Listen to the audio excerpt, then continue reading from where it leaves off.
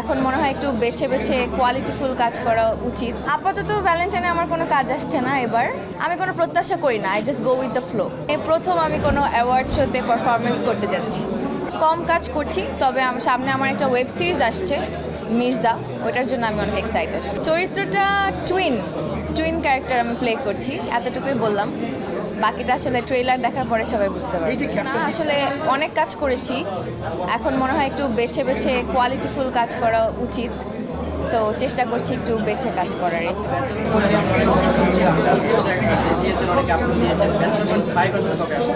সেটা আমি অ্যাকচুয়ালি জানি না, ডিরেক্টর ভালো বলতে পারবে। আপাতত তো আমি যতটুকু জানি ওনারা অন্য কাজ নিয়ে বিজি, এখনও আমাকে কিছু বলা হয়নি, বা সামনে জানলে তো অফকোর্স সবাই জানবেন, অ্যানাউন্সমেন্ট দিয়েই জানানো হবে। এটা তো আসলে আগের থেকে আমি বলে দিতে পারবো না যে এমন চরিত্র আমি করতে চাই। এখন অনেক ভালো ভালো গল্পে কাজ হচ্ছে, অনেক রিয়েলিস্টিক গল্পে কাজ হচ্ছে। তো আমিও চাইবো এমন একটা ক্যারেক্টার প্লে করতে যেটা দর্শকের সাথে অনেক বেশি কানেক্ট করতে পারবো।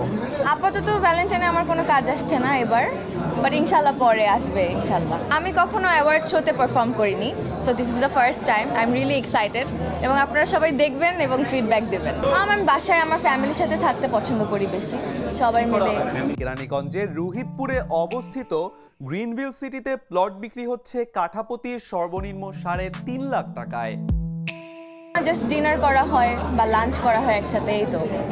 আমি আমার আপন কাজিনের বাসায় ঘুরতে গিয়েছিলাম, তো আপুদের সাথে আর কি আমার ম্যাক্সিমাম টাইম ঘোরা হয়েছে। এটা ইউকে ট্রিপ ছিল, এর আগে আমি ইউরোপ ট্যুর দিয়েছিলাম একটা নাচের শোর জন্য। অ্যাকচুয়ালি আমি বাংলাদেশি স্ট্রিটে যাইনি, সো আমি বলতে পারবো না। আমি একটু অ্যাভয়েড করেছি, একটু নিজের মতো থাকার চেষ্টা করেছি। Ups and downs and overwhelming আমি বলবো, আর ভালো খারাপ মিলিয়েই গেছে সবার জন্যই, তাই আই বিলিভ। আমি কোনো প্রত্যাশা করি না, I just go with the flow. Thank you.